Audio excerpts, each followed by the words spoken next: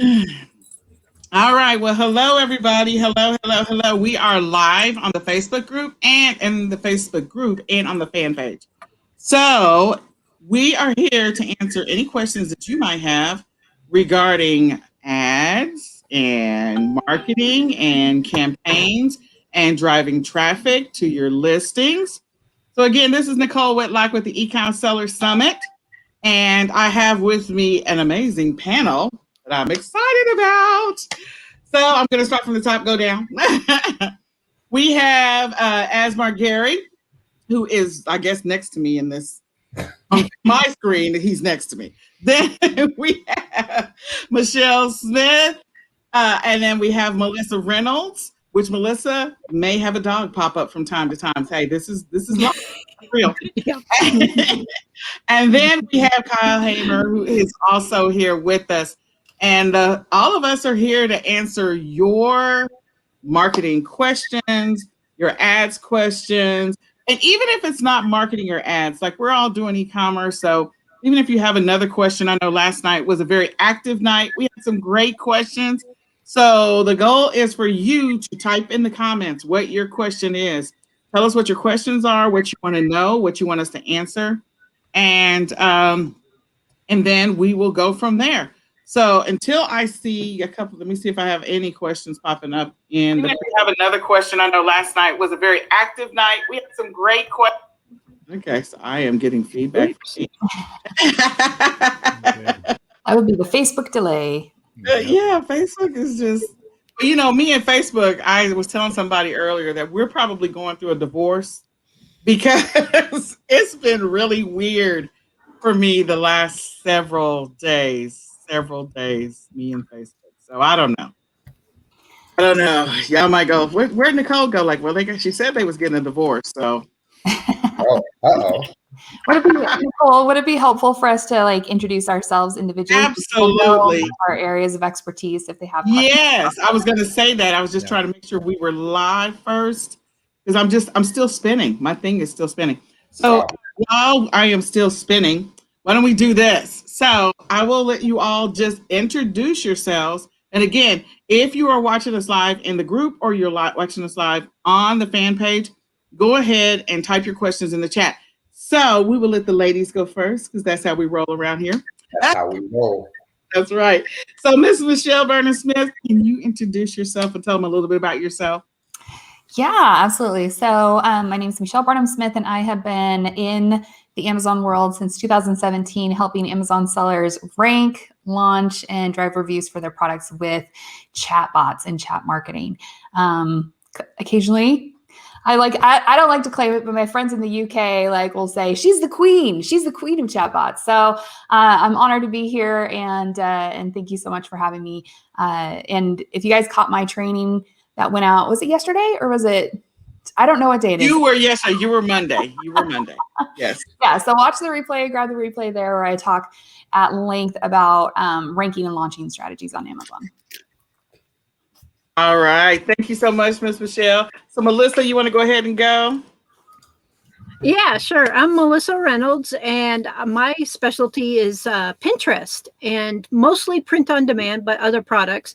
And my session was on how to use funnels to create content and to get more sales and to start that all needed email list that a lot of POD people don't get the chance to when they send somebody straight to a sales page. But I'm also in my truck, which happens to be my home. And like she said, I might have a dog pop up every once in a while. Because we're real people. I always say my son might just show up at any given moment. My brother's got him right now, but you just never know. And Michelle also has a little one. So, hey, we are real people. That's right. So, that's right. At any time. So, Asmar or Kyle, which one do you want to go? Just take it away. Go for it, man. Awesome. Thank you, brother. I'm Asmar Gary, also known as Mr. Mini Chat. And Michelle Barnum-Smith, I can attest, she is the queen of chatbots. I've followed your trainings for over the last 12 months as I ascended into e-commerce bot building. but I've been building bots for the past 3 to 4 years. Got in early with ManyChat around 2016, and I help agencies and e-commerce brands build funnels with chatbots and do some of the same things that Michelle does, help with ranking, reviews, and different things like that with bots. I'll have to chat after this. Bring you on the team. This is funny. It's the first time that we're actually crossing paths and speaking on a panel, but glad that we had the chance.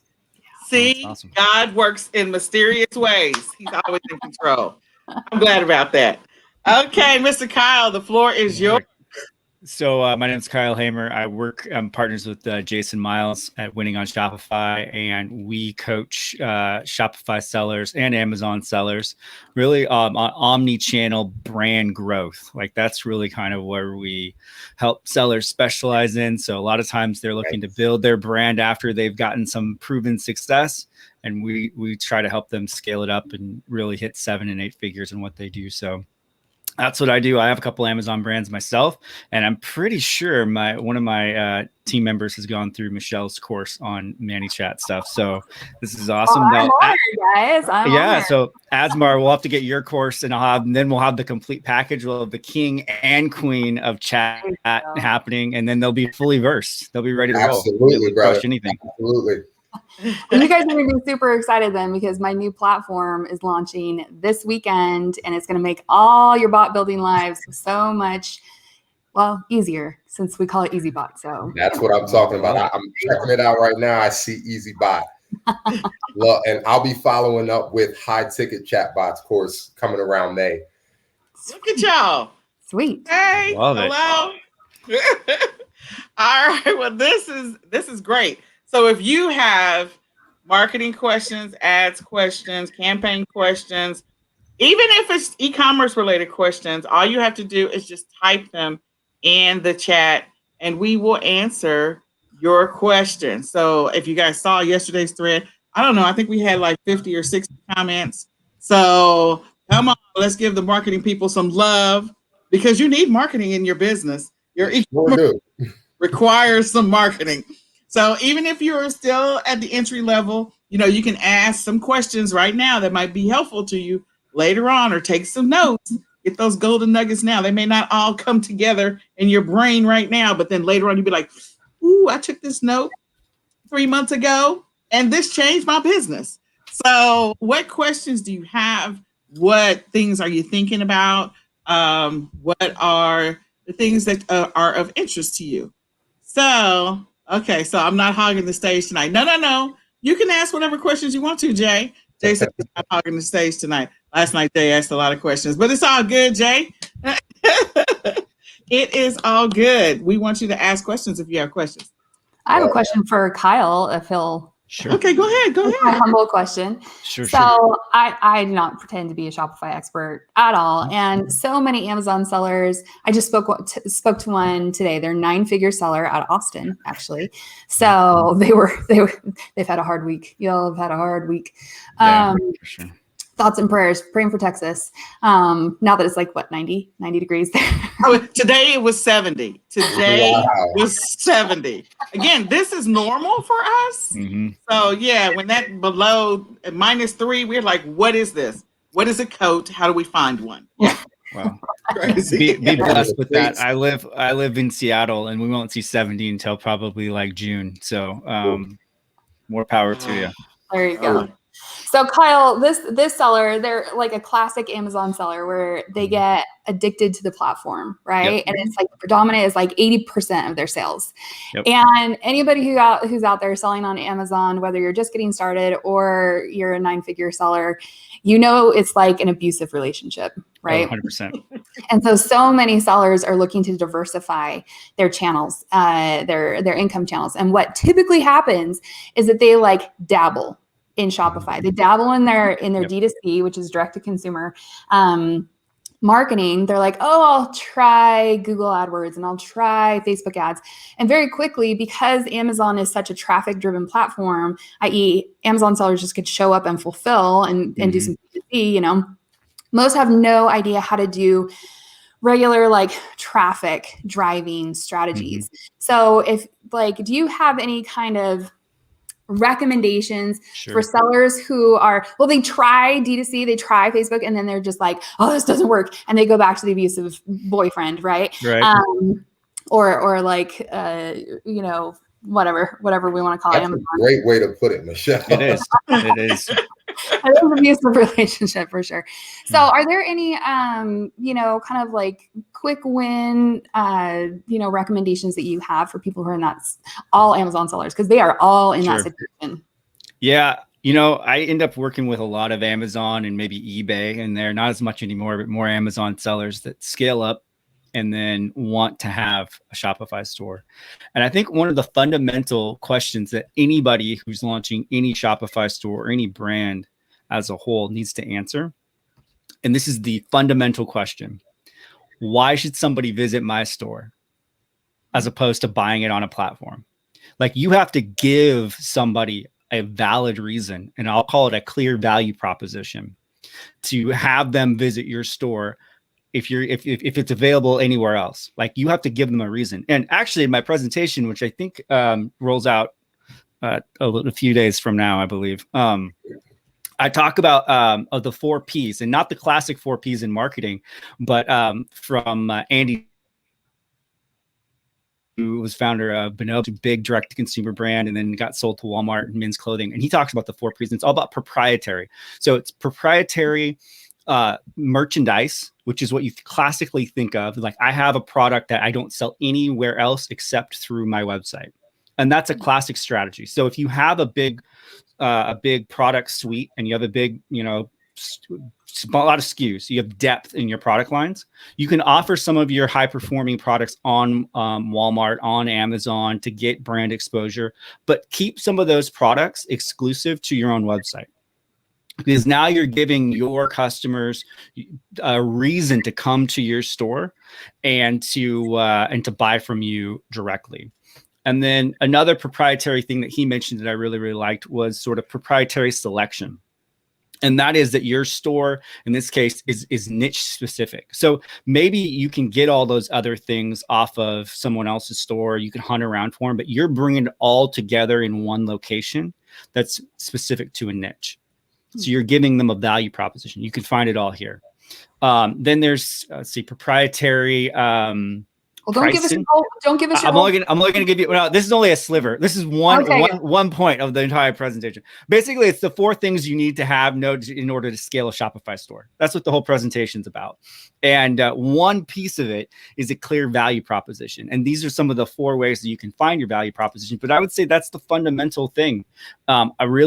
That people struggle because they don't take the time to really think about or think through with that as an Amazon seller. Because to Michelle's point, you just kind of get used to, like, I get my product, I put it up there, and Amazon drives all the traffic. But you also pay for that traffic. That's not free traffic. Even if you're not even running Amazon ads or any of the AMS ads, you're still paying a 15% referral fee on every single transaction. You might have the greatest fan ever who loves your brand and your products, and they might buy from you 100 times. But for every single transaction that occurs on Amazon, you're paying Amazon the 15% referral fee on that. Yeah. You know, if that was occurring on your own store. Yeah, at a minimum. If you're not paying that's for at a ads. minimum. Sometimes it's higher than that. So for sure, 100%. Especially if you're paying for any ad spend or anything like that with it. So I guess to answer your point, what first thing that you can do is really get clear on the value proposition.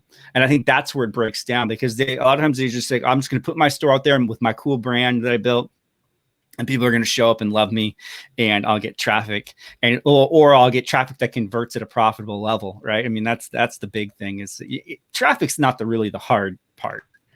Honestly, traffic's probably the easiest part. Well, we know that. But traffic's the easiest part. It's getting traffic that can progressively get more profitable over time for you, and that you're converting at a high enough level that makes sense, and having all the back end parts. You know, Shopify stores as a whole, if you think about it, it's like icebergs. Like, you look at an iceberg and all you see is like the tip of the iceberg. And that's all you get visibility. And you're like, oh, that store looks cool. That brand looks amazing. It's all the stuff. Yeah. And you see maybe the front end marketing, but you don't see the back end of where they're really making their money as a store and as a brand. What sort of ManyChat flows do they have following up and cross-selling and upselling? And what kind of email flows do they have cross-selling? Unless you're part of and getting that system, you don't see it. So all you see is kind of the tip, but really what makes it work is all the back end. And they've really unlocked those pieces to scale. And that's really what you have to end up doing over time. But you're just getting started. You got to get a clear value proposition. I love that. Thanks for answering that Yeah, question. that's great advice. Can I just say, guys, I got sucked in. I was doing the Instagram scroll like late at night, and I totally I got sucked into one of those video ads for like gel fingernail things. And I went through they had like a ManyChat flow there. I was just like, these were my people, right? And I ended up buying the product. And when it finally shipped and they sent me like my shipping confirmation, it is coming from Korea. It is like drop ship. It is a drop ship business. And I was like, listen, friends, like they're doing it good. They're doing it better than some of the other. Can figure out direct to consumer traffic. We can do it too. Come on, guys. Absolutely. That's crazy. And to speak on that, I think one of the things that you want to look at when building out your Shopify store, and I'm not the Shopify expert, but I wrote a blog post a few months ago called Prime Like Loyalty. So we've built some loyalty flows, loyalty chatbots for our Amazon clients, where you think about why people shop with Amazon. It's brand loyalty. So I think every brand, when starting their Shopify store, should start with a loyalty program in mind. 100%. And that's one way you can, again, add proprietary component to your store, right? I mean, I have a coaching client, and they're doing quite a bit on like eBay and stuff. But one of the ways that, and they don't sell anything that's proprietary to them, they're a reseller of other brands. And so, but one of the things that they've done really great at is creating a community around the brands that they sell around. And so by both entertaining and being connected with them, but they've also put in really amazing loyalty programs that really keep people coming back to do that. And so that gives you a competitive edge as well. And I really agree. I think that's a really smart move. Yeah. Right. We have our first question, not to cut the conversation off. We're probably going to have a lot of conversations. I'm just going to say that. But Jay's first question is, if I'm doing OA and RA, and that's retail arbitrage and online arbitrage, do chatbots come into play there, or does it really apply more to other selling platforms? So I could answer, but I'll let you guys go ahead and share your thoughts about. I'll let Michelle take that one. Oh, online arbitrage. I see your brain stewing. Oh, I have the answer. Well, I have my perspective. So, obviously you guys are all welcome to share yours. So it's important to understand how chatbots are used with Amazon, first and foremost. So essentially, for product launch campaigns, like new product listings, and for re-ranking campaigns, existing listings, for maybe same keywords or additional keywords. It's all about driving external velocity or external sales to your listings via those kind of keyword searches. So that's kind of the overall structure. Now, when it comes to buying the product, you're going to benefit from chatbots when you own the buy box, right? And so if we're dealing with an online or retail arbitrage situation, then you guys are playing the buy box game, right? And you may or may not own it, which means, are you going to be giving up your inventory to drive traffic to listing, which will increase the overall listing's performance in Amazon Marketplace? But if you're playing the buy box game, then and you might lose it to somebody else, then you lose overall, right? So can it work? Yes. Should you do it? No. In a word, don't do it.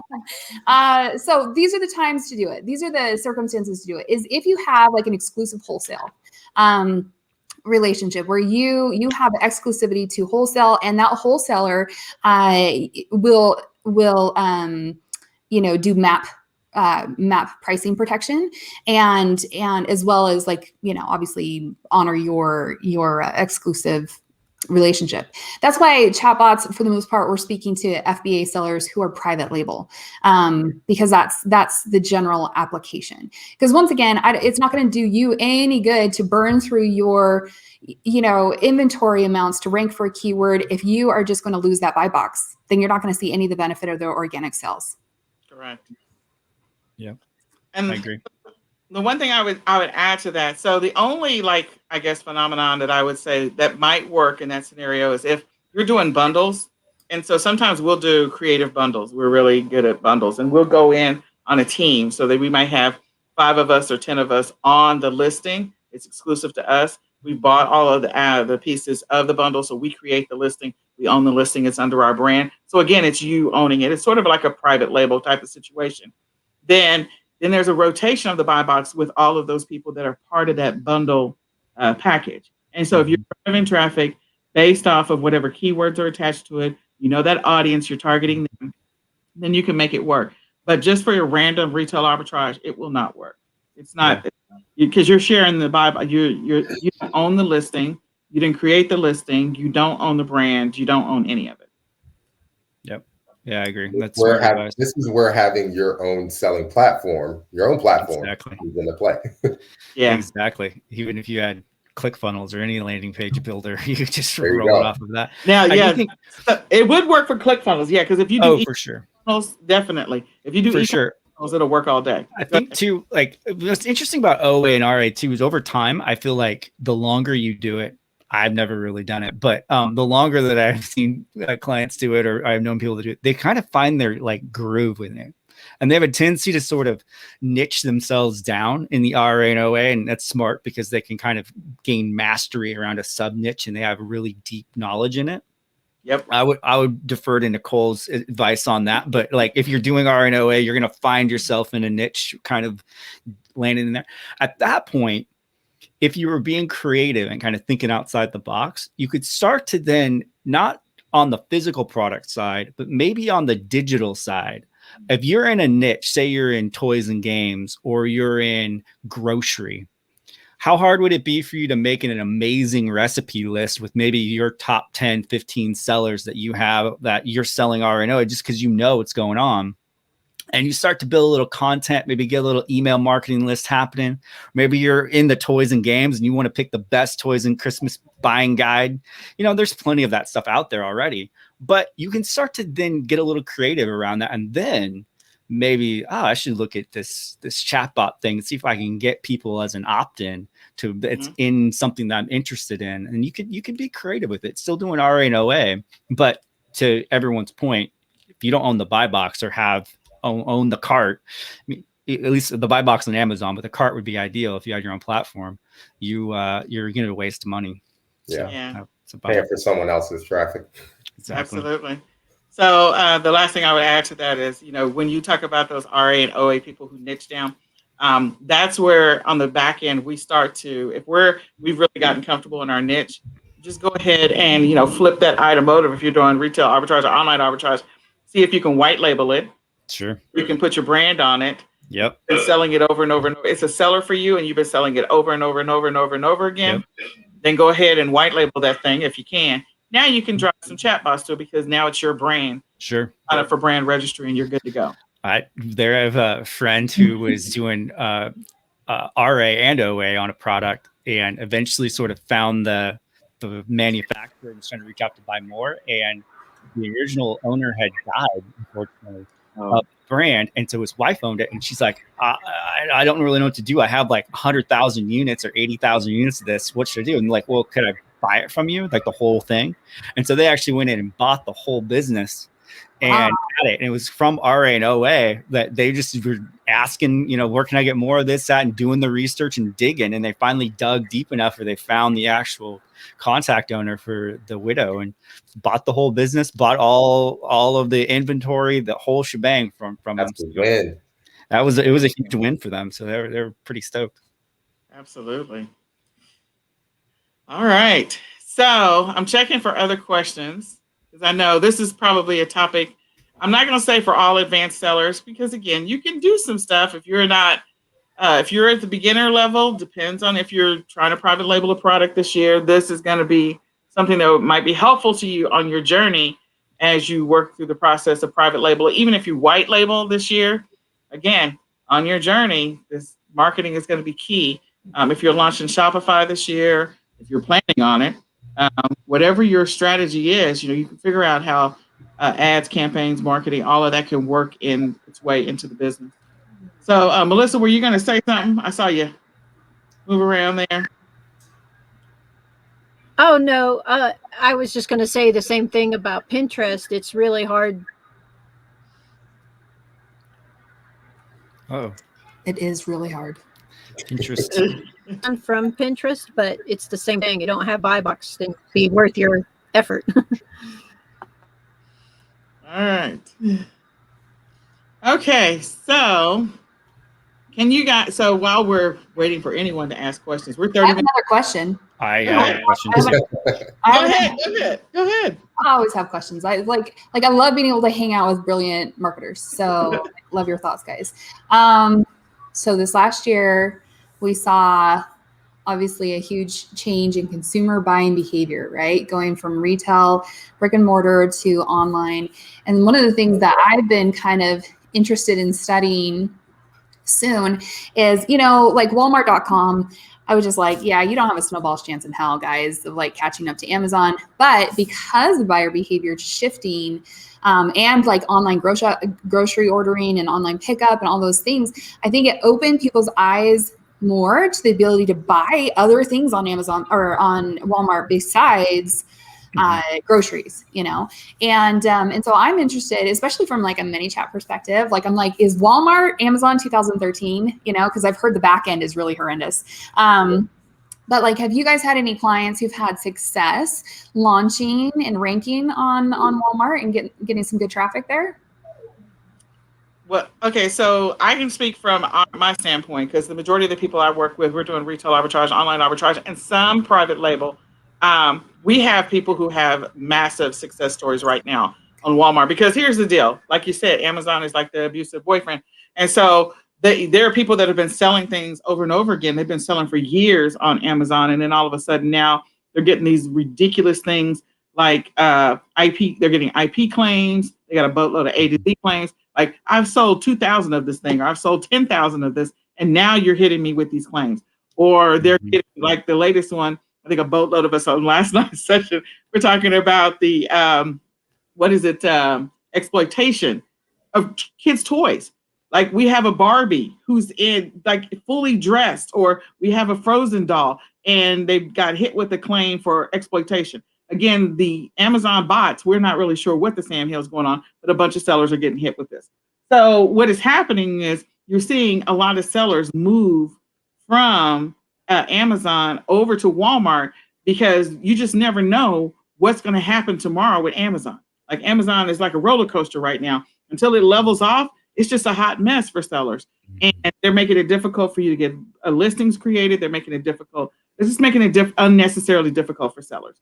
So what I'm seeing is a boatload of people that are taking their private label products, they're putting them on Walmart, and they're getting massive success. Because then when Amazon runs out, that's the first thing, you're just going to Google it. And Walmart has done a heck of a job with allowing their listings to come up in the Google search organically and naturally. Like they just come up automatically. So you'll, if you ever do a Google search for a specific product, just pay attention to the grid up at the top, and you'll see Walmart is one of those options at the top, Walmart or Target. And Walmart is, and then they also show up when you see the listing going down. Will be in there, but Walmart will be in there too. So as soon as people run out, the sellers are going over to Walmart. So yeah, I've seen people get all kinds of, their private label products. They're just like, oh my God, I can't believe I'm selling out. It's like, because people are not fulfilling their orders on Amazon because they're frustrated. Some sellers, all sellers, a lot of sellers are still there because we all realize that Amazon is king. You got great analytics over on Amazon, but the reality is, Walmart, I think I don't know what's going to happen with it, but it's definitely doing this. It's going straight up. It comes to the number of sellers jumping on there, the number of transactions, and the sellers are loving it. And so Walmart has done a great job with coming up organically in the Google search. And that's where a lot of the traffic is sometimes coming from. You don't even have to pay that much for ads. And then they got a partnership with Deliver so that you can get traffic through Deliver by having the 2-day on there, 2-day badge. So Plus, Walmart has the integration with Shopify. So they have the integration with Shopify. They have an integration with a lot of people, not just Shopify. They have the integration. They got Amazon integration, Shopify integration. They have an integration with a lot of different platforms. They do. Although that integration with Walmart on Shopify isn't all that great yet, so no, I don't recommend it. So I would avoid it at this point. But eventually, it'll get there. It'll get there. Nicole, what do you think of Walmart's loyalty program, the Plus program?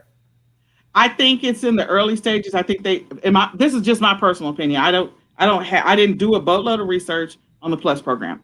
I think that they're in the early stages of trying to figure out how they can come up with a loyalty program that they can grow like Amazon. That's just my personal opinion. Mm-hmm. So they are piecing together some things that they feel like have worked. And I think it's probably going to get better over time, but I think it's too soon to tell. I think they are trying to figure out what is the thing that's going to drive a bunch of people to us. Yeah. What is the thing that's going to get people to pay attention to us? Yeah. And so I think that's really what they're doing. If Amazon is the abusive boyfriend, Walmart is the bumbling uncle. And they're he's the nice guy.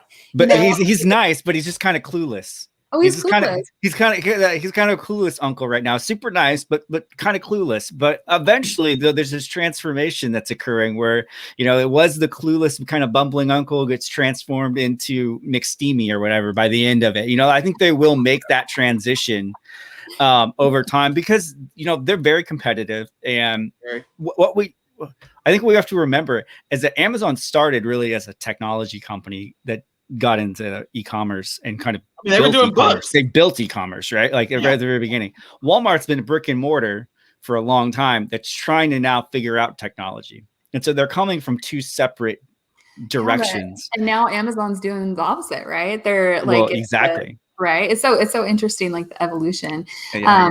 One of the things that we've been kind of like watching in this relationship is, like, if you think about like when Walmart would move into town and decimate the Main Street stores, and people would be like anti-Walmart, and now you hear like, well, Amazon's killing my local Walmart. It's like, listen, capitalism. That's what we are here.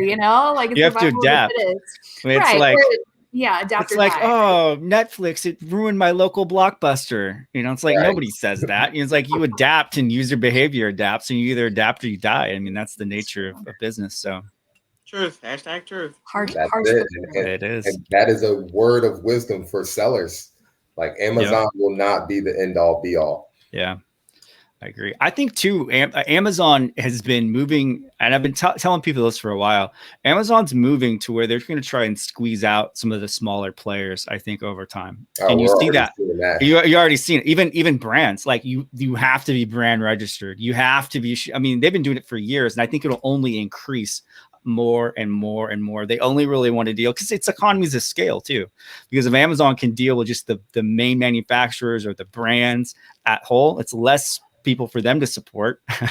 Or will they totally get there? Probably not. I mean, they'll still probably leave some level of space for the smaller sellers, but I think they're going to make it more challenging as they continue to scale up because they don't need them anymore, right? For a while, Amazon used the third-party seller to really build their platform and still accounts for a ton of their sales. But at some point, that's going to stop being as profitable and productive for them. Just look at their explosion into their own products, their own private label products. Right. There's a really interesting story. Being this close to Seattle and Amazon, I can pretty much throw a rock out my window and hit an Amazon employee. So I know a few of them. They told me the story when they first rolled out their private label in diapers. And it was a catastrophe. I mean, it was like a disaster of how it turned out. But they all met up and everyone came together and they're like, okay, what do we do to fix this? And so they had this big brainstorming meeting and they went through and they made all these changes. And then the next one they rolled out got progressively better and then better. And then it just explodes out. And that's how they, it's how they operate. They'll fail their way into success. So it's really interesting. Look, I was watching an investing YouTube channel and someone was saying that instead of investing in Amazon, invest in the warehouses that they're buying. Like that was a great piece of advice that I think, because again, Amazon, they're going to push out the sellers, but they're going to still be in that warehousing business. So it's a good place to look. They're buying malls. Actually, the malls that used to be where you buy retail are turning into distribution centers for Amazon. Yeah, Man. they are. That's happened here in the Dallas-Fort Worth area. So definitely. I was just going to add one other thing. You know, I think it's very interesting because if you've been, I've go and read stuff all the time, and we know that some private label sellers have been experiencing like, oh, okay, we made this product and now Amazon is our direct competitor. Like, oh, I've sold this private label product for 5 years with no problems, and now all of a sudden Amazon came out with its version because it has all the data. It's been watching me. It's cloned my product. So I think it's really interesting that now they're forcing the whole brand registry, and we'll see what happens from there with the evolution of, okay, the products that they're seeing. Okay, here's the trends. This is the traffic. And see if, people get pushed out. Yeah, it'll be really interesting. Walmart's interesting. I just actually launched a couple of my products out of my brands on Walmart, and I need to actually test the whole launching strategy and see how well their algorithm responds. It's like, I know kind of how Amazon's algorithm will respond to it. How will Walmart's? So that's a test that'll be outcoming for me in the next probably, 4 to 6 weeks as everything gets delivered and set for fulfillment. But I'm really curious on how that will roll. Kyle. Give me the deets, because all of my sellers are like, yeah, Walmart, but Amazon. So just do one product so we can test it and get a case study. That's what I literally now. I think I will have like 5 products on Walmart, and that's all I really want. I mean, that's it. I'm not gonna. It's like risk reward. I'm like, if you go big with it, you have to deal with the risk of, because previously for me, like even on our own Shopify store that we run, I mean, I would fulfill everything by FBA. And it worked good. I mean, the system's already in place and it's all locked and loaded. But then to go to Walmart, I had to basically develop an entire different fulfillment channel, which isn't hard, but it's still time and energy and effort. And you have to really make changes to your system and all that. It's that sexy boyfriend, that sexy abusive boyfriend. I know. It's like, it's just that Ferrari gets me every time. And so I'm like, how do we do this? So I think by partnering with using Deliver, so I'm testing them as well.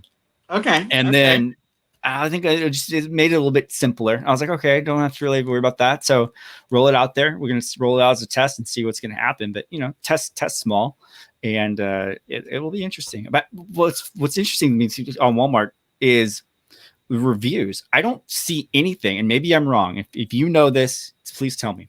I don't see anything in their TOS that says you can't incentivize for reviews on Walmart. Now, I didn't see it. It wasn't as explicit. Maybe I'm wrong, but I didn't see anything that's like explicitly say, do not incentivize for a review. Correct. There's a lot of stuff that you can do on Walmart that you cannot do on Amazon. You can contact, they encourage you to contact the customer directly. Like, I'll call everyone. There you go. They encourage you to do a bunch of stuff. Now, will that continue to be? Probably not. It'll eventually evolve. Sure. So, again, like that's why we were saying Amazon 2013. Exactly. Right? Yes. Yeah. It's going to evolve. So take advantage of it now and build a big giant customer base and bring them to your whatever, whether it's your e-commerce funnel or your Shopify store or whatever. Build a customer list because you have the opportunity right now until Walmart says, okay, no more. Because we don't know when they're going to say no more. Well, that's why you need to use Asmar and Michelle's chatbot strategies to build your reviews on Walmart, because there aren't a ton of reviews on Walmart as a platform. They don't really get a mass amount of reviews. Although I realize that there's now a hack. Yotpo is a review app for Shopify that actually does a direct integration with Walmart, and you'll transfer all of your Shopify reviews into Walmart and push them in there. So I'm looking forward to playing around with that. All those Shopify reviews are real. Well, of course they're real. 100%. But it could be easier over time to get a review on your Shopify store than it would be to do it on because you can incentivize. You can get incentivized reviews on your Shopify store unless you write in your own TOS and your own site that you're not going to incentivize for reviews. But you can kind of push it a little bit with your own store. But Look, I'm already looking into the Walmart API. We're going to build that seller tools for Walmart. All right. EasyBot, come on, just bring it over, build it out on EasyBot. I will tell you, I'll pay you to do it. Come on over. Let's there you do go. it. If you need some more test people, like Michal Chapnick, which her selling on Walmart was today. She's got a whole community. She built a Facebook community of like a ridiculous number in like 3 months, 4 months. It was ridiculous.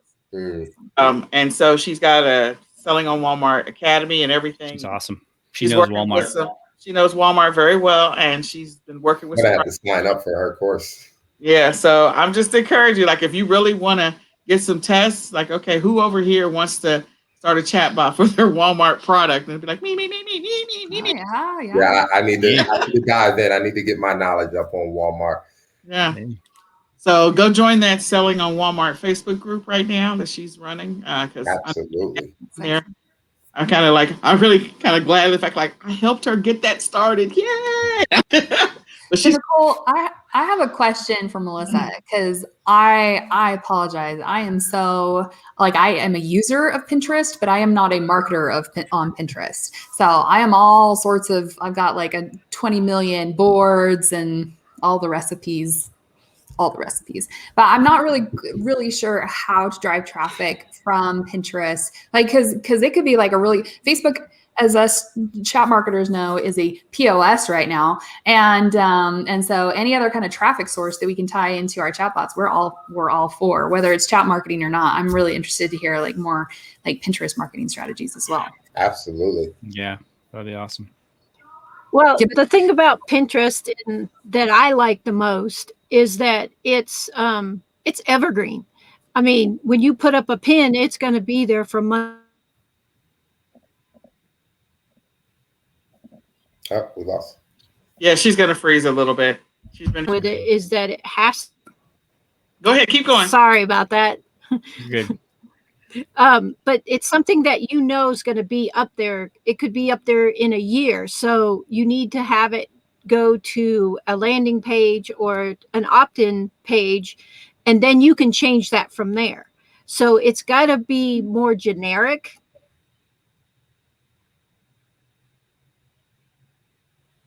But if you're in a niche, you're going to topics that they want in that niche. And that's what I explained in my presentation. Like I did cats. I mean, anything cat related, even if you're only selling t-shirts of cats, but you can relate it to images of cats. Cat sleep positions is what I described, just simple product or topics like that they're going to be interested in for years. And that's the way I look at it is this going to be a popular topic in a year? And yes, it's going to be. Then lead them over into content and engage with that content, and then get your products into there. And you can easily come up with all kinds of products and all kinds of content that would lead to different types of products in each kind of niche. And that could lead over to... Sorry, are you talking about like traditional like blogging, or are you talking like a product page like on a Shopify site? It's taking a page from bloggers.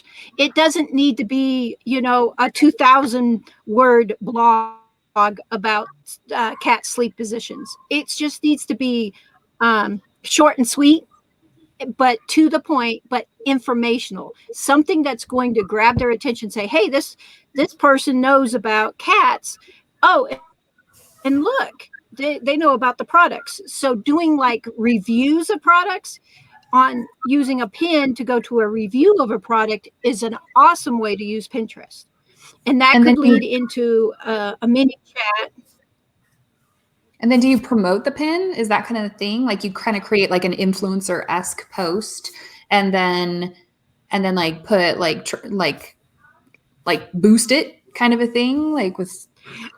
Well, or yes, you can. You can do Pinterest ads, which are a hell of a lot. Sorry, my language. They're a lot cheaper than Facebook, and you'll get the traffic. But the thing on Pinterest is you're building up that audience by putting more pins and more pins of that niche. So you want to really hone in your page on that particular niche. And the best part is you can pin other people's stuff to your board that's related to that niche. So that helps you build up that page even faster. But optimization is the key on Pinterest too. Keywords, that type of thing, good titles and stuff like that. Just like what you would be using on Amazon for your product, you need to make sure that you have the right keywords for Pinterest. But what I stress is don't just pin your products. And that's what most people do, is they'll just go in, oh, I'll pin my Amazon products in there and just send them straight over to Amazon. Yeah, you'll get some traffic, but when you're trying to build an actual audience and you want to start that email list, so you need to build up your knowledge in that niche and let people say, hey, if they know about cat sleeping positions and they say that this is the best cat bed for this cat, then they're going to know what other kind of toys my cat will want, and they're going to give good reviews. So reviews is really, really popular on Pinterest. So it sounds like it could be like Kyle and Melissa, kind of thing, where it's like a Shopify site with like a blog, and the blog itself, you're posting like these, 101 cat sleep positions, post, and then you're bringing people back to maybe like your website to buy, and maybe that website links them to your product page on that website, or maybe to Amazon as well. Either way. Am I getting it wrong? And the way that would be correct. Oh, no. That's exactly right. And one of the things I talked about in my presentation, which kind of leads into your chatbots, is that I like to do quizzes. People that in certain niches, they love to take quizzes about that particular niche. So you can lead those to an opt-in form, and then you could lead them down a mini chat. I actually use Thrive Themes to do my quizzes, but that answers the quizzes. And then when you send them the results, you can start that email sequence. Yeah.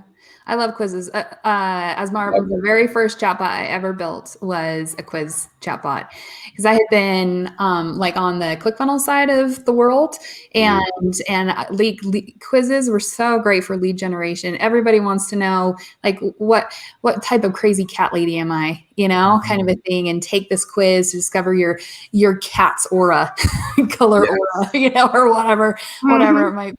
Yep. People love that stuff. And it's so great because then you can, whether it's via chatbots or via, Thrive, or there's a bunch of like lead quizzes tools out there. Then you can get into segmented selling. You think you're being this benign Q&A experience, but you're segmenting, you're tagging, you're learning about these people, and then you can, kind of take them down this rabbit hole and eventually land on, kind of some targeted sales pages for them. So I'm a huge fan. I love that strategy. Love quizzes. My first quiz was liquor personality. What is your liquor personality? So if you know my background, I was a bartender about 8 years, and my course, branding for bartenders, is what got me into chatbots. Interesting. Wow. How could you run Facebook ads for that? Because of like the alcohol content, could you? So we weren't running ads for liquor. It's for the course itself. So it's, again, just the marketing aspect for bartenders is what we were teaching. Well, it was also probably a little bit less stringent back when you were launching that course on Facebook. Back in the day, yeah, absolutely. This was like 2015. Oh yeah, good old days. It was a little more the Wild West. Oh yeah. Oh, those 5 years ago. That's awesome. Guys, I have to run here in a minute, but I would love to hear Jay has go ahead. Question, but go ahead, Michelle. I was just saying, I would love, because marketers, we can talk all day about strategy, but I feel like, because it's so fun, right? We can wax philosophical about the future. And someday I'm going to be having my own like e-commerce marketing podcast or YouTube channel, and we can all reconvene, right? But I would love like tactic, like let's roll our sleeves up and like share your best, like this is what's working right now, go and do this right now tip. I love that. I love that. So who wants to start with that? Dropping jewels. I was just reading through this, and I mean, just off the top, it's always a good time to invest in making your listing better. I mean, Yeah. always. Yes. Regarding Question. PPC Mhm. for OA, RA, I think building out that niche or niching down and building out a community would work very well for what you're doing. There you go. Okay, so getting back to Miss Michelle's question. So she said, all right, roll up your sleeves and drop a gem. So Let's get tactical. yeah, tactical. So what is working right now? So I'm going to just stick with the basics. I don't do chat. Well, I do. I have a chat bot. See, I wear three different hats. I actually do have an agency because I do funnels for people. And then I run my own e-commerce business. And then I also do, all of eCom sellers. So I got like three different hats on, and then I'm a mom on the other side. But in any case, So you don't sleep. I don't. Yeah. I really have. You should have saw me last night because I looked like a hot mess. I was literally about to fall asleep on last night's broadcast, but it is better now. I've gone to sleep 3 times at my desk, so I'm good. So Your headlines progressively get longer as your head falls on your keyboard. yeah. I've gone to sleep 3 times. My son was like, "Okay, she gotta go to bed." But in any case, I'm going to say when it comes to getting more traffic to your listings, because again, chatbots, when it comes to e-commerce, not my thing yet, but I'm working on something that's autism related that's tied directly to what Melissa was talking about with Pinterest, and then working to drive traffic to my products that are in my Shopify store. So I'm working on that for 2021. That's my goal. I would say that your keywords, organic, your keyword research, your keywords are so critical to your titles to get organic traffic to your listings. You have to do a lot of good keyword research. And if you're going to stay in the RA, OA world, if you're doing that right now, then I always just go with things that are in the top 1 to 2% of the sales rank. But if you're not going to stay there and you're going to niche down, find a niche that needs a solution and find a supplier to go with that and begin that process, and then engage someone on this team panel up here about helping you with your marketing strategy. Chatbot, whatever. Whatever your strategy is going to be. But that would be my keywords. All right, I'm done. So who wants to go next? That's what's working right now. I will, since my dog keeps trying to get in here. My big tip is when you're on Pinterest, go in there, and it was also in my presentation, but go in there and use your little tag up in the corner and pin your products to whatever pins you have that's related to your product. So while you're building your boards for your niche and you're talking about cat sleep positions, you can pin up here instead of allowing Pinterest to choose which pins to put down at the bottom for the referred pins. You can put your own products down there. And that's the first thing people are going to see when they go to look at your pin. If they scroll even the slightest little bit, they'll see your products. And it will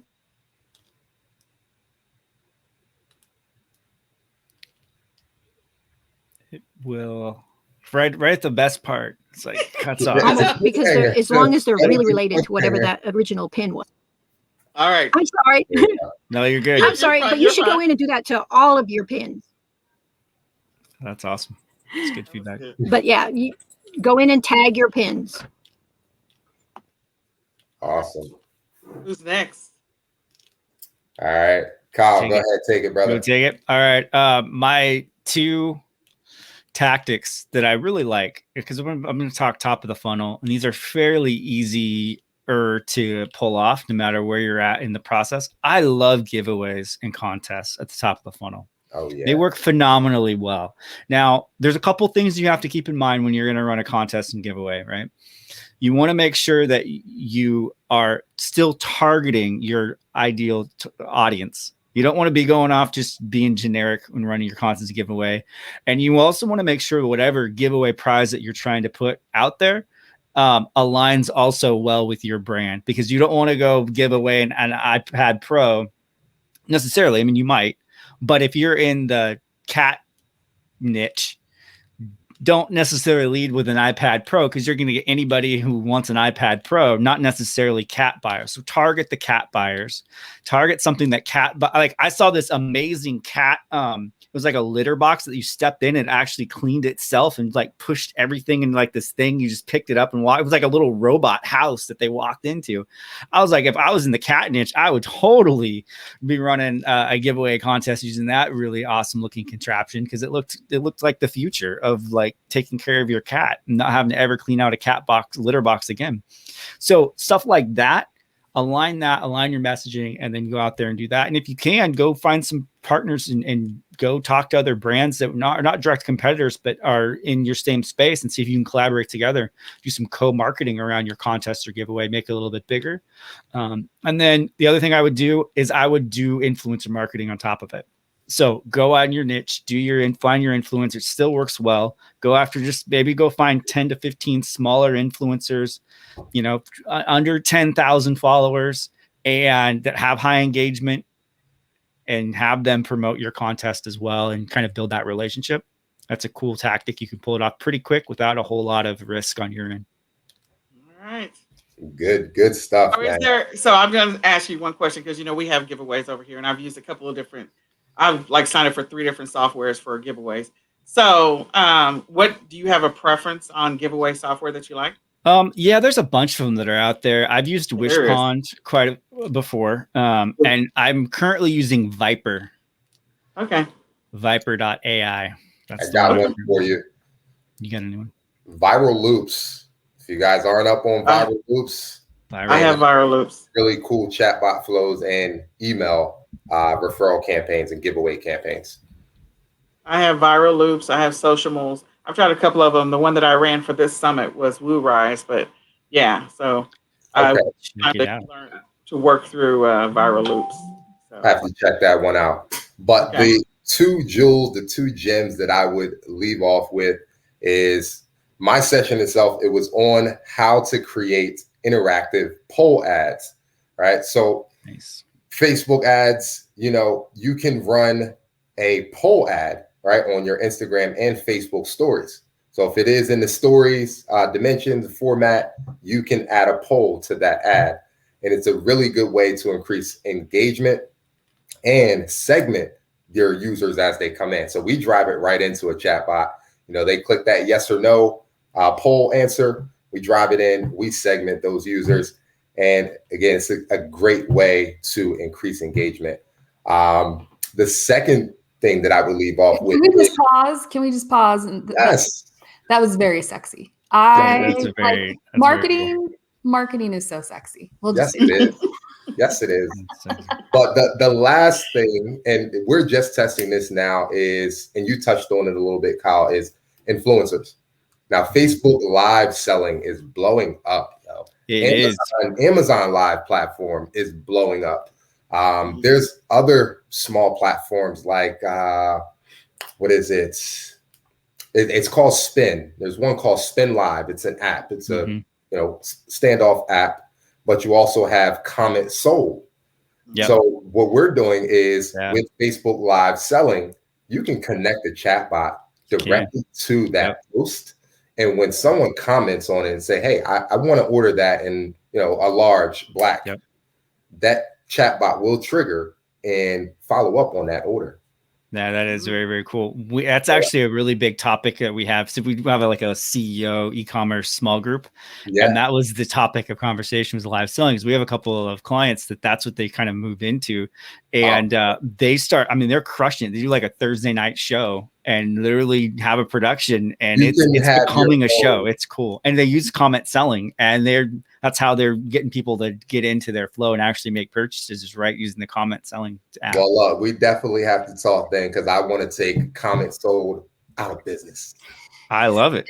It's an awful platform. I have a client on it, and it's just like, there's no engagement. Like you comment on the post, and it just takes you. It messages you with a link to buy the product on another platform. I'm like, what? There's no engagement. There's no list building. Nothing there. So definitely want to talk with you, Kyle. Yeah, let's do it, man. Because we're putting all that stuff together right now, and we'll probably do some more training on it in the future because it's becoming a bigger and bigger deal. So it's If you guys want to see somebody who's like dominating that space, check out Emma Lou's Boutique on Facebook. Not just because they were my client, but they were already like killing it, and they brought me on because, well, they brought us on because, you know, because of all the drama of Come Unsold. So, but they do like $100,000 a night. So nice. QVC, it's nice. Yeah, you can do your own HRO going all night long, and I think this Facebook you can stream. I think it is 24 hours now. You can stream. I actually have done a 24-hour stream. There you go. I have video issues right now, but yes, I've done it. and that was not even sleeping at your desk. You were actually live. You're streaming. Yeah, I loaded it up into OneStream.live and said, "Okay, I'm going to bed." And then it ran all night long. And then I was like, "There you go." Traffic and around now the clock. They will not let me post right now. But anyway, traffic around the clock. Yeah. I just posted that for you guys in the chat, guys, so you can take a look at it. I'm not running their, ManyChat stuff anymore. I was like, Amazon, I got to focus on what I'm doing. Yeah. But it's definitely worth taking a look because it's such an interesting business model. And once again, it's just another channel. Like it's another channel, another opportunity to sell through. And you get sick of one hot abusive boyfriend, you can go to another one. I will say this: own your own house. That's right. That is absolutely true. So one of the things that we picked up quite a bit on, in addition to teaching people at Walmart, is Facebook shops and Instagram shops, working on that. And so that's going to be another big thing we're pushing out this year. And so, of course, Facebook Live shopping is a big part of that. And so is the Instagram Lives. So I don't know. I have to send them to you guys because I clearly don't know how to do the chatbot stuff. I'm going to tell you, I just don't know how to do it. I mean, I'm sure that if I had the bandwidth and somebody to help me, I could figure some of this out. But I'm just going to teach you how to do your shops. And then you want to go do some marketing. These are the people that you want to talk to on this panel. You just got to talk to the chatbot royalty that we have on the call. So you got. I'm loving how this played out. Yes, absolutely. So if we got the king and the queen, and that probably make me like the Joker of chatbots because that's probably about how much I would know. Well, then I'm clearly the lint ball. You got me there. I'm the lint ball in the corner because I just lint ball. I'm like the two of clubs. I think I'm the two of clubs. But yeah, we'll have to do this again, guys. Yeah, absolutely. So, Michelle, did you great. want to add anything before I get ready to close this out? Yeah, I mean, so like really when it comes down to it, like we've, I certainly have. Like I didn't want to derail and make this the chatbot show because that's not. We're here to talk about marketing and marketing at its finest comes down to targeting. It comes down to knowing your product, knowing who's best for your product, and then knowing how best to reach those people with the message of your product. So everything for me, even though I say, let's get tactical, let's get strategic, because what happens on any kind of good marketing call, and if because marketing is so sexy, it gets really easy to get sucked down to, I gotta do that, and I gotta do that, and that sounds like fun. And the reality is that might not be the best way to, serve your product. I was speaking at the ManyChat Conversations Conference in October, and one of the questions that came in Q&A was like, I sell CBD. Like, what's the best way to use chatbots, with Facebook ads? And I said, you don't, you can't, and so that's one of those things that's really important to understand. Like you have to really understand your product and what you're having to sell and the people who are best to buy that product. And then think through, well, where are the best places to access people, with the message, whether that is, response-based marketing like Google AdWords or, PPC campaigns on Amazon, or if it's more traffic driving activities like Facebook ads, Instagram, those kinds of things. Chatbots are just a tool. You put garbage into that tool, what are you going to get back out? Garbage. Gotta get that garbage. The difference is the strategy that you use. Okay. And the strategy in which you're thinking through things. How many times I've been at a conference and people are like, you know, the chatbots didn't work for me. And I'm like, well, tell me about your strategy. Tell me about like what you're using, you know, and it always came down to garbage. I think that's the same. Like I tell people that I use that, what you just said, when they say, well, e-commerce didn't work for me. Well, Amazon didn't work for me. Well, eBay, look, and you can say that about weight loss. Well, it doesn't work. Okay. Well, sometimes you push yourself away from the table and you got to focus and you got to get serious. Put the burritos down, Michelle. Put them down. Put the burritos down, get up and go for a walk. And maybe the weight loss will work for you. Yeah. It's a scam. It's a scam. I'm like, okay, fine, whatever. And it's not a cookie box. It's not one thing it works. No. Like even on Pinterest, one strategy may not work for you, but it works for somebody else. So it's not. And that's what I tell people all the time. Correct. Right. I tell people that all the time. I'm like, you can't use the same thing for everybody. You got to. Some people, this strategy works. Some things this works. Then some things this works. So I agree. All right. So he was asking if there's a place that they can learn mini chat. So Michelle mentioned yesterday. It's on her page. Asmore's is coming up. So both of them, those links are on their pages if you want to learn mini chat. So we have, if you want to know chat about chatbots. So I have a mini chat account. I don't know what everybody, like I know that Michelle, Ash, I think if you want a free Amazon Pro account, use the code MAMZ and you'll get a free month of ManyChat Pro. You're welcome. Boom. There you go. Nice. Boom. There you go. MA. Can I just say, if you are in OA and RA, don't come and ask me questions. I don't know. I cannot help you. I am like a horse because I know my customer. You know what I mean? Like I am private label Amazon seller. I don't want any vendor one clients. Like stay away from me. It's just private label. And I say that with the kindness of focus. It is about focus. Like when you niche, you're rich. So Jay, find somebody Asmar, do you talk about OA and RA chatbots? No, we've been doing all FBA. Yeah. And nobody would, I'm just going to tell you, it's a thing, but it's not a thing. It's not a thing. An RA and OA chatbot is a shiny object that you don't need to be focusing on. You need to be, if you're going to do RA and OA, work your business. RA and OA. Yep. If you're going to building Amazon, if you're going to build your Shopify store all day, you can build your business in ManyChat. You can drive traffic all day through a chatbot. But for Amazon as an OA RA seller, would definitely suggest against it. So exactly what I said just then, Jay, my tip was to not pay attention to things that even though they're shiny and even though even though we're talking about them and saying that they're the silver bullet, don't listen to me. Don't listen. Lock your ears and say Michelle means nothing to me. And that's fine. And I'm okay with that. Because at the end of the day, you got to do what's going to serve you and drive profit for you. And guys, as business owners, we are like squirrels all over the place. And the number one thing we need to do is focus. Focus. And if it's not a revenue generating activity, if you're just like, oh yeah, I need to learn about those chatbots. Well, guess what? If it's not revenue generating for you, stop it. Stop it. I'm with Michelle. And this is the last thing I'm gonna say about that, and then we're gonna close out the session. The other thing is that if you're new to the journey, if you're just getting started in e-commerce, again, this session is way too much information for you.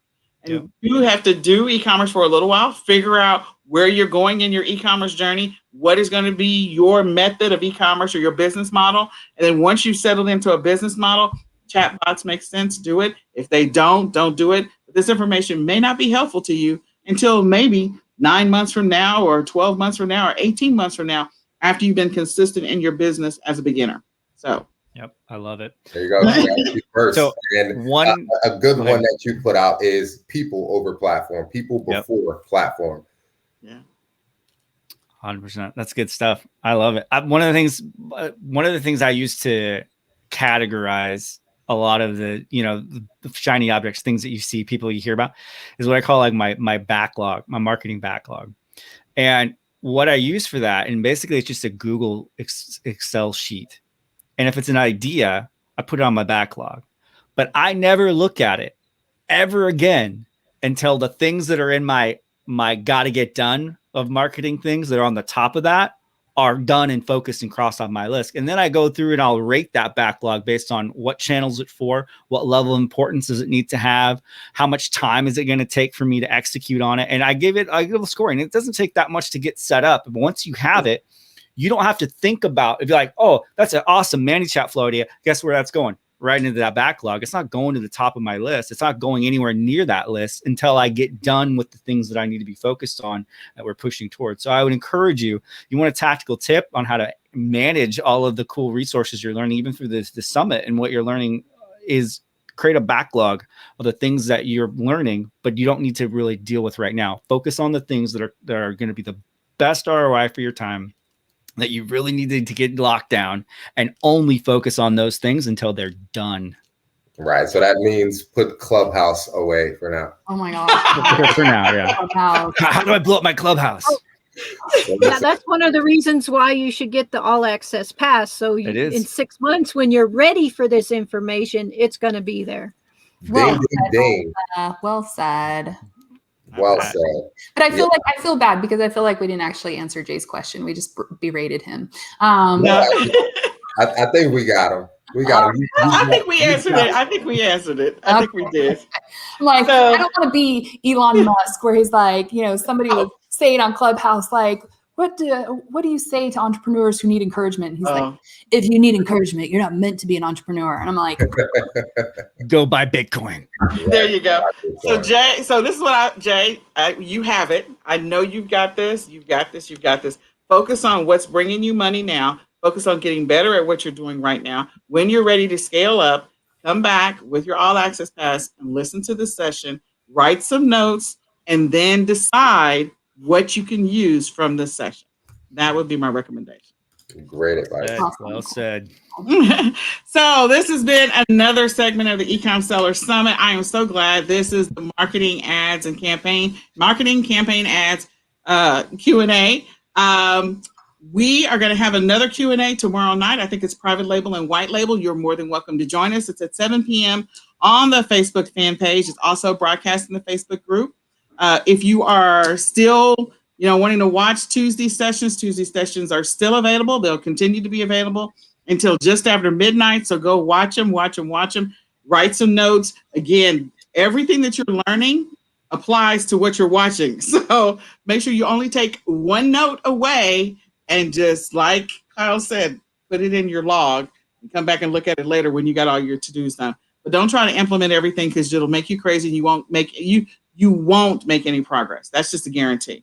It's not you. The same thing happened to me. So you can't make progress implementing everything. You can only take one golden nugget, implement one thing, and do that until you've mastered it, and then add something else. So we do have a giveaway in about 45 minutes. So I'll be back, and I'm still awake. So yay! I'm winning tonight because last night I was about to go to sleep in the middle of the giveaway. So come back at 9 o'clock because I'm awake and I haven't had coffee, and we're going to give away an all access pass. All right. So thank you so much, Asmar Gary, Joe Burnham-Smith, Melissa Reynolds, and Kyle Hamer for joining us for this live Q&A session. You guys are awesome. Thank you, guys. Peace and love, guys. Peace and love. We'll see you. All right. Bye. Bye.